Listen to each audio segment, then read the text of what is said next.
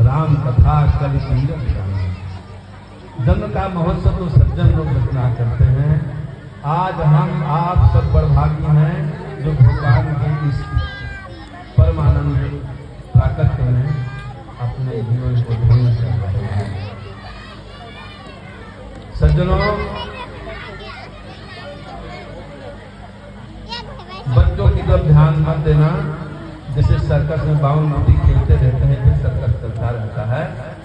अगर आप सब वाणी को सुनेंगे तो आनंद आएगा, क्योंकि दशरथ जी ने जब सुना कि बुद्ध जन्म हुआ है तो मानो ब्रह्मानंद समाना, ब्रह्मानंद की प्राप्ति उनको हुई। लेकिन जब ब्रह्मानंद की प्राप्ति होती है ना, तो न कुछ कह जाता है न कुछ बोल जाता है। सो सुख जाने मन अरुकाना, नहीं रसना से जाय बखाना। अगर बखानते हैं तो उसकी कृपा। देखिए, शंकर पार्वती ने राम की एक पावन कथा, पार्वती जी ने भाव बनाया कि मैं कथा सुनना चाहती हूं जो सारे संसार को पवित्र करने वाली। तो भगवान शंकर ने पार्वती को कहा कि धन्य धन्य गिरिराज कुमारी, नहीं को तो ही समान उपकारी, तेरे समान कोई उपकारी नहीं। और क्या पूछा पार्वती ने? प्रथम सुकारण कहो विचारी, निर्गुण ब्रह्म सगुण बहुधारी। पुनि प्रभु कहो राम अवतारा, बाल चरित गुण कहो उदारा। कहो जथा जानकी विवाही, राज तजा सो दूषण काही। बन बस कीन्हे चरित अपारा, कहो नाथ जिमि राम। राज बैठ कीन्ही बहुलीला, सकल कहो शंकर सुख शीला। बहुर कहो करुणायतन कीन्ह जो चरद राम। कृपा सहित सिंधु रघुवंश मणि किम गौने निज धाम। अपनी प्रजा के सहित कैसे चले गए? तो इस क्रम से शंकर भगवान ने कथा को सुनाया। तो कारण में महाराज जी के मुख से आप सबने सुना। एक कारण मन शत्रुपा का, एक कारण नारद जी के मोह का, एक कारण राजा भानु प्रताप का। लेकिन भगवान ने जो अवतार लिया उसका प्रमुख कारण था नारद जी का श्राप। नारद वचन सत्य सब करी हूं, परम शक्ति समेत अवतार। तो कथा में है, जब विधि चले गए, मनन को कोई महत्व नहीं दिया कि जो सबका मालिक है सर्वेश वही आएगा, वही सांत्वना देगा, जिससे पर कोई नहीं है, तभी मैं अपने इस प्रण को तोड़ूंगा। तब भगवान पहले तो आकाशवाणी हुई। आकाशवाणी का क्या प्रभाव पड़ा? जैसे अभी अभी राजपाट चढ़ करके आए हैं तपस्या करने, मानव अवही भवन ते आए, हृष्ट पुष्ट तन। केवल वाणी सुनी गई है, जो अस्थिमात शरीर हो रहा था, केवल भगवान की वाणी का प्रभाव कैसा पड़ा कि अभी एकदम से नवीनता आ गई। और भगवान कहते हैं क्या चाहते हो? कहें दर्शन चाहते हो। तो भगवान ने दर्शन किस रूप से दिया? नील सरोरुह नील मण नील नील श्याम, लाजत तन शोभा दिख कोटि कोटि सत्ता। और अकेले नहीं आए, आदि शक्ति जही जग उपजाया, सो अवतरे मोरे हमाया। मनु ने तो केवल पुत्र मांग लिया कि मैं तुम्हारे समान पुत्र चाहता हूं, लेकिन कोई आपका निमंत्रण दे, वहीं पर पत्नी को न पूछे तो तुमको कैसा लगेगा? तो भगवान ने कहा आपने पुत्र तो मांग लिया, लेकिन ये मेरी शक्ति नहीं आएगी तो तुमको पूरा सुख नहीं मिलेगा। अरे जिस लड़के का ब्याह न हो पाना रहे, उसको क्या मतलब बहू नहीं आएगी तो ग्रह का क्या आनंद होगा? तो भगवान को वहां कहना पड़ा, आदि शक्ति यही जग उपजाया, सो अवतरे मोर यह माया। ये भी अवतार लेगी। तो कहते हैं कि राजा जनक जी पूर्व जन्म में विप्र रूप में थे और वो भी उसी जगह तपस्या कर रहे थे। तो मनु जी ने तो मान लिया राम को पुत्र रूप से और सीता जी को शक्ति के रूप जनक जी ने मान लिया। तो दोनों का आगमन हुआ। ये रामशिला कोई साधारण नहीं है। उपजहि जास वंश ते नाना अग्नित शिव विरंच भगवाना। एक दो नहीं, अनंत ब्रह्मा विष्णु शंकर उत्पन्न होते, वो राम। सीता कौन है? उपजहि जास अंश गुण खानी अग्नित लक्ष्य उमा ब्रह्मानी। एक नहीं अनेकों ब्रह्मानी। तो भगवान का प्रागट्य कहाँ होता है? भय प्रगट कृपाला। तो राम की भावना जब अपने हृदय में प्रकट हो जाए तभी समझो कि राम का प्रागट्य हमारे हो गया। इसीलिए कहते हैं बलिहारी वा घट की जा घट प्रगट हो। जिस घट में भगवान का प्राकट हो जाए उस घट की बलिहारी है संसार में। तो हमको आपको भगवान को प्रकट करने के लिए अयोध्या काशी मथुरा जाने की जरूरत नहीं है। ये अयोध्या ही हमारी भगवान को प्रकट कर सकती है अगर हमारे हृदय में उनके प्रति प्रेम आ जाए तो। कोई राम के लिए रोता है कि हे राम मेरे यहां आओ, लेकिन वो जीवात्मा कैसी होगी जो राम को चाहती है। राम जी ऐसे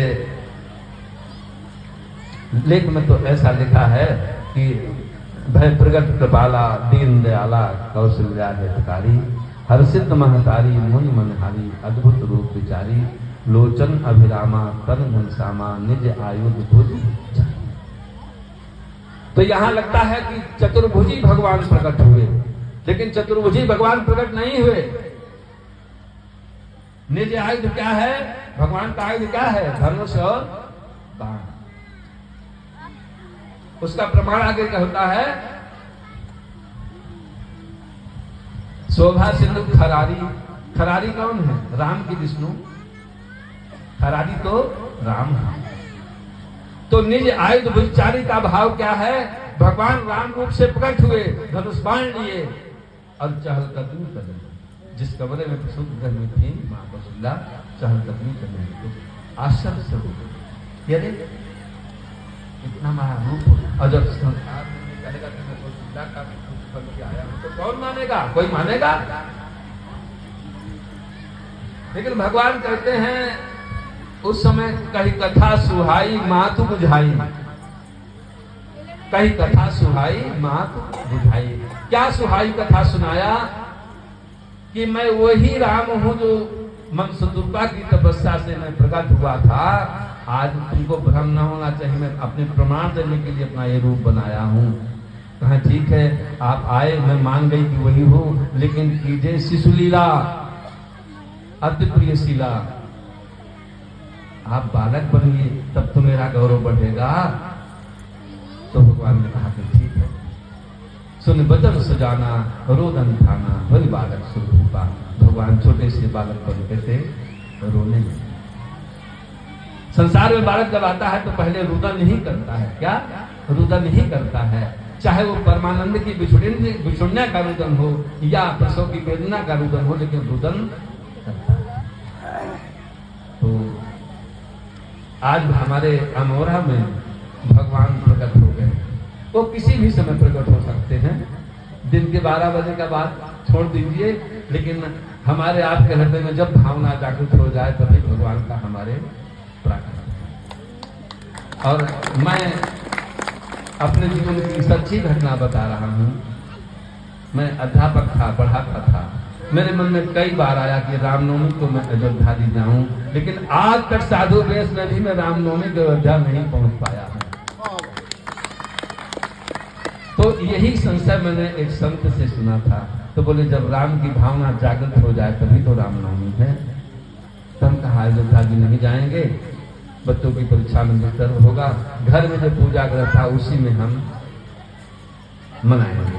तो जब 12 बजा चैत्र रामनवमी सन 1987 का, और वही लगन तिथि जो राम के अवतार की थी, वही लगन तिथि दिन उस दिन भी था सन 87 में, और उसी दिन रामचरितमानस की रचना भी हुई। तो जब मैं राम का उत्सव मनाने के लिए आरती लेके खड़ा हुआ, तो मैं सत्य कहता हूं, भगवान मेरे प्रकट हो गए और उस दिन से मेरा संसार छूट गया, मेरे मन से संसार छूट गया, और मैं आज उस आनंद में रहता हूं जो आनंद शायद किसी को मिलता।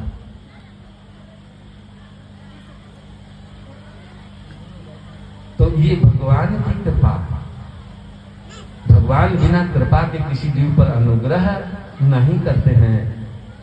हम स्वयं नहीं जानते कि भगवान ने किस कृपा से हमको अपनाया, लेकिन भगवान ने अपनाया। न जाने कौन से गुण में दया निधि जाते हैं, भगवान किस हृदय की भावना से रिश्ते हैं। तो आप हमारे सबके हृदय में एक मन है, वो मन जब ईश्वर के लिए रोता है, ईश्वर को पाने की चाहना करता है, तो भगवान अंतर्यामी है और उसके हृदय की जानते हैं कि हाँ, ये मेरे को चाह रहा है, ये मेरे से प्रेम करना चाह रहा है। तो हमारी मानस सबको सब तरह से पूर्ण करती है। भरत जी का जन्म बताया, जो न हो तो जग जन्म भरत को, सकल धर्म धुरी धर्मी भरत को। तो ये देह जो है ये भरत है, ये देह जो है ये भरत है, ये जन्म लेती है, और जो आत्मा राम है वो राम है, वो प्रकट होते हैं। बोलो सियावर रामचंद्र की। बच्चा जन्म लेता है मांस का लोथड़ा, लेकिन कहते हैं पटाखा छुटाओ बंदूक छुटाओ, तो जैसे चौंक गया तो भाई प्रकट तो काला हो गए। बोलो सियावर रामचंद्र की जय। और वो ऐसी अद्भुत मशीन है कि जिस दिन से भर दी जाएगी उसके बाद अंतिम दिन ही जाएगी। तो हम आप संसार में आके सबसे पहले क्या लेते हैं? श्वास लेते हैं, और जब संसार से जाते हैं तो क्या छोड़ जाते हैं? श्वास छोड़। बस इस श्वासों का खेल है। और मन के अंदर की मशीनरी जिसको मन कहते हैं, तो किसके मन को कौन जानेगा? अपने मन में आप सब लोग अंतर्मुखी होकर के अपने मन की गति को जानिए। पहले तो संसार में मन को दौड़ाइए कि संसार में मेरे को चाहने वाला कौन है। तो केले के छिलके के जैसे संसार का प्रेम निकल जाएगा। क्या? जैसे केला को छीलते छीलते जाओ तो उसमें कुछ भीतर में निकलता नहीं जाएगा। आप सोचो कि माँ प्रेम करती है, बाप प्रेम करता है, कुछ नहीं, सब स्वार्थ नाता है। तो भगवान की शरणागत जीव को कब मिलती है? जब 10 जीवों से अपने मन के विचार को हटा लेता है। जननी जनक बंधु सुत दारा, तन धन भवन सुहृद परिवारा, सबकी ममता ताग बटोरी, मम पद मन ही बांध बटोरी, समदर्शी इच्छा कछु नाही, हर्ष शोक भय नहीं मन मानी, आस सज्जन मम उर्बस कैसे, लोभी हृदय बसई धन। ऐसा सज्जन मेरे हृदय में वास करता है। बताओ कितनी बड़ी बात है। हम सोचते हैं कि भगवान को हम बसा ले, लेकिन भगवान कहते हैं ऐसा सज्जन मेरे हृदय में बसता है। तो भक्त बड़े हो गए कि भगवान बताइए। तो भक्तों के लिए भगवान आते हैं। भगत भूमि भूसुर सुरभि सुरहित लागे कृपाल, करत चरित धर्म मनुष्य सुनत मिटहि जग। भगवान भक्तों के लिए आते हैं।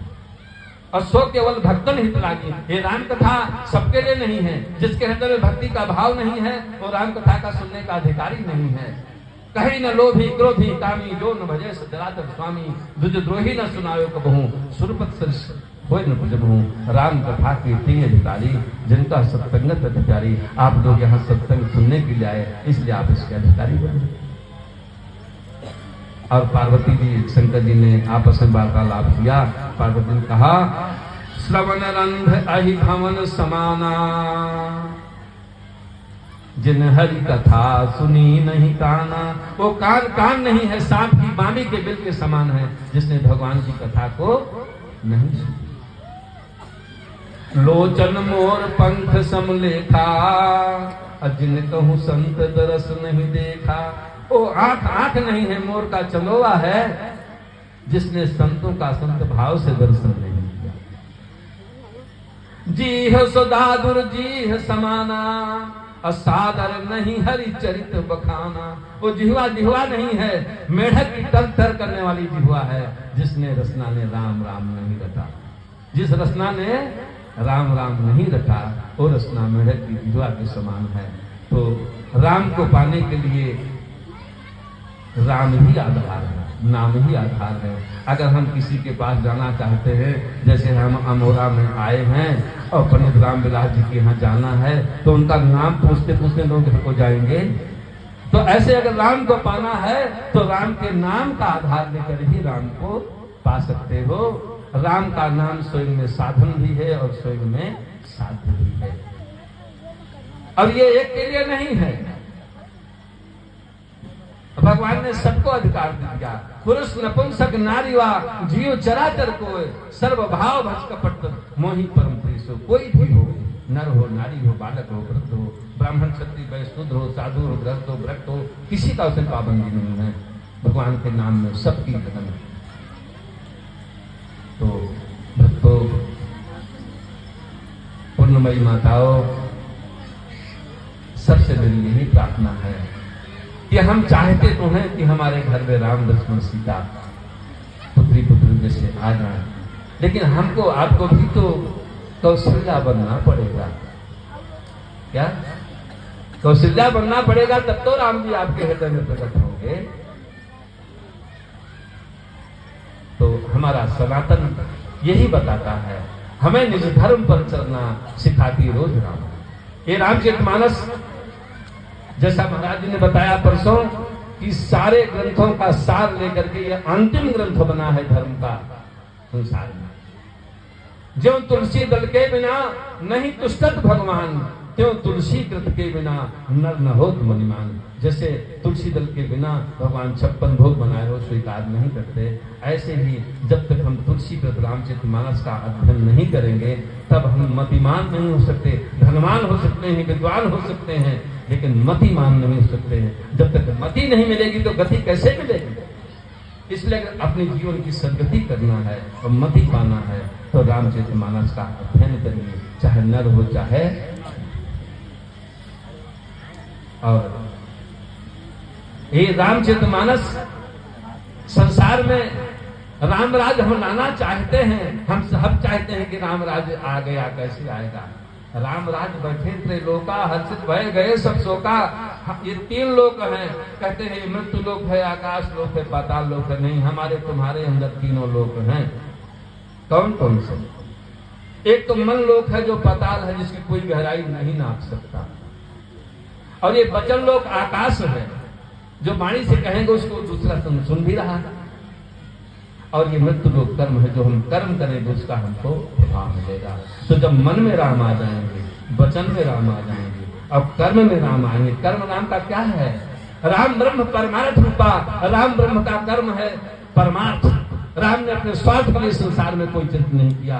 राम और सीता मसाल की तरह जलते रहे जीवन में। कौन सा भौतिक सुख पाया उन्होंने? 18 साल की सीता, 27 वर्ष के राम तब वनवास हुआ।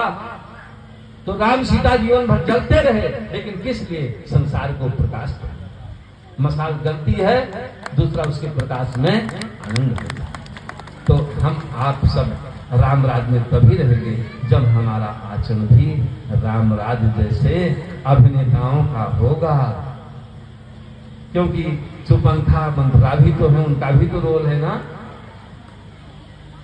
जहां सीता अनुसुईया का रोल है, कौशल्या कैकेयी सुमित्रा का रोल है, वहां मंथरा का भी रोल है, सुपंखा का भी रोल है। तो सबकी जरूरत है। भगवान ने हमको आपको सृष्टिकर्ता ने बनाया है और जिसको जैसा बनाया है वैसा कर्म दिया है। अपने अपने कर्म में लगे रहना ही भगवान की भक्ति है। निज निज कर्म निरत शुद्ध नीति। अपने अपने कर्म में लगे रहना।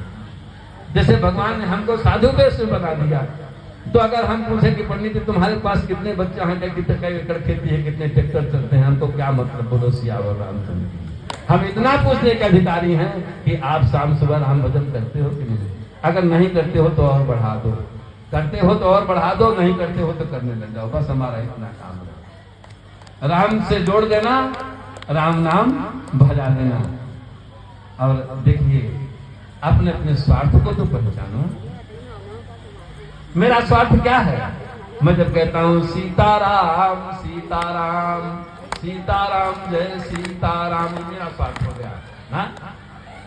अगर मैं कहता हूं भैया मैं कह रहा हूं आप भी कहिए ना,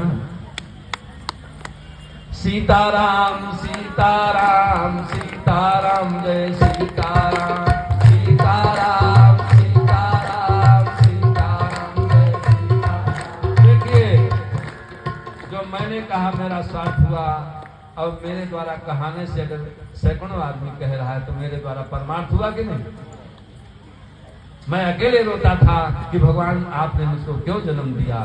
आज मुझको अपने जीवन में आनंद आ रहा है कि मैं राम भजने और भजाने के लिए जन्म पाया हूँ। बोलो सियावर रामचंद्र की जय। और भगवान का प्राकट तो अपने हृदय में है, राम नाम की भावना हृदय में जागृत करिए, तभी आप सबको राम का दर्शन होता है। जैसे महाराज ने पूछा उस दिन कि किसी को राम का दर्शन हुआ है, तो उस समय तो हमने हाथ नहीं उठाया, लेकिन बाद में कहा कि हाँ भाई हमको हुआ है। किस रूप में? गुरु रूप में हमको। मेरे गुरु स्वयं साक्षात भगवान राम की संयुक्त शक्ति है। मैं चरणों की सेवा करता था, उनका बायां चरण बड़ा कोमल था। एक दिन ने पूछ दिया, महाराज जी आपका बायां चरण बड़ा कोमल है। अरे अरे क्या बताऊं सीताराम को, इसमें सीता जी का पाँव है ना ये, तो एक पाँव उनका राम का था, एक पाँव सीता, संयुक्त शक्ति थी। मेरा नाम सीताराम दास है। मैं उन सीताराम का दास हूँ जो संयुक्त रूप से संसार में। बोलो सियावर रामचंद्र। और आज राम जन्मोत्सव के प्रागट्य पर इतनी चर्चा करना हमारा आवश्यक था। क्या इतनी चर्चा करना हमारा आवश्यक इसलिए था कि प्रबोधन संबोधन और आत्म में उसका निगृहित करना बहुत बड़ी बात होती है। जैसे हमने जो कहा वाणी से, तो कहां से सुना गया? कान से, है ना। तो अगर कान से सुनी बात को हृदय में रख लोगे तो जीवन अनमोल बन जाएगा। बोलो श्यामा। तो सत्संग इतना ही, और उत्सव तो इतना है कि कुछ कहा नहीं जा सकता है। कहो नाचे चाहे गावे, चाहे बाजा बजाओ, चाहे धन लुटावे, चाहे सोना चांदी लुटावे। बोलो सियावर रामचंद्र की जय। तो सब लोग राम जी का नाम लेते रहिए। राजा राम राजा राम राजा राम